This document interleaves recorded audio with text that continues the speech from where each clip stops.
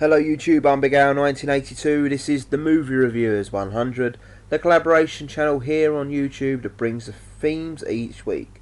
And this week's theme is movies about movie making, or movie making based in a film.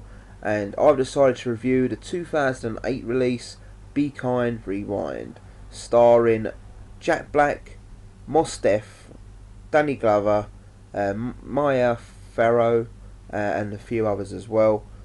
Basically, this is a comedy drama film set around the main characters of Danny Glover, who runs this old video shop where he rents out VHSs. He sort of lives in the past and doesn't want to move on with DVD, and he sort of likes the olden days. The building that the store is in is being condemned, and they want to relocate him, and he sort of disappears from the film and asks Mos Def to take over the shop. Mos Def's friend is Jerry, played by Jack Black, and this is a typical Jack Black comedy film he stars in. And basically, long story short, when Danny Glover's character is away, Jerry, who works in an electrical plant, or electrical, that I don't know what it's actually called, he gets electrocuted and becomes magnetised, and there he wipes all the videotapes.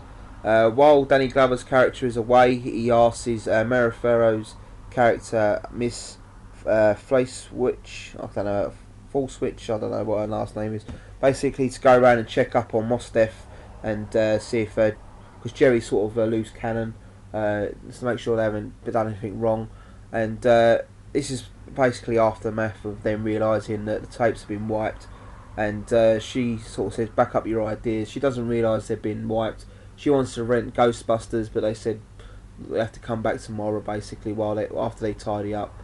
And in that time they decide to film, make their own copy of Ghostbusters, because she hasn't seen it, so she doesn't know what happens, who stars in it and whatnot. And it's a typical comedy starring Jack Black. It's had some funny points to it. The first time I watched this, I must admit, I didn't quite think it was that funny. Then the second time I caught part of it on TV, and I remember, and it was a lot better than I remember it being. So I went out and purchased it, and I must say it's definitely a film that grows on me each time. It's a typical Jack Black film. If you don't like Jack Black, you won't like this film at all. I think he plays a funny part in it, especially when they're filming Ghostbusters and he does the theme song. It's really like they've got no budget to film these films, and they've got like tinsel and then the end of a wire to be like to get the ghosts into the box, and it's really funny like that. And he goes Ghostbusters. I thought that was quite funny in it as well. But basically, a typical Jack Black film.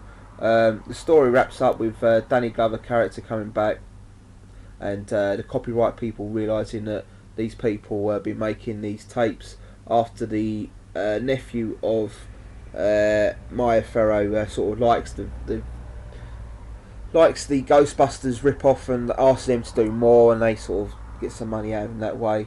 And yeah, it's quite a funny film. It wraps up the story at the end with the copyright people getting involved and other little things going on. There's a sort of side story as well about this jazz musician who supposedly was born in that area, and or in the shop, and that's why they don't want to get it shut down as well.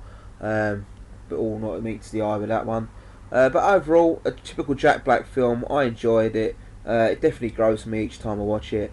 Not necessarily for everyone, but if you like Jack Black, you will like this film. Some good comedy moments in there, but nothing too special. An hour and a half to kill a bit of a time. Definitely worth a watch in my opinion. Well, this has been my review this week here on the Movie Reviewers 100. Hope you all have a great weekend, and check out everyone else's review this week here on movies about movie making. Thanks for watching, goodbye, and all the best to you.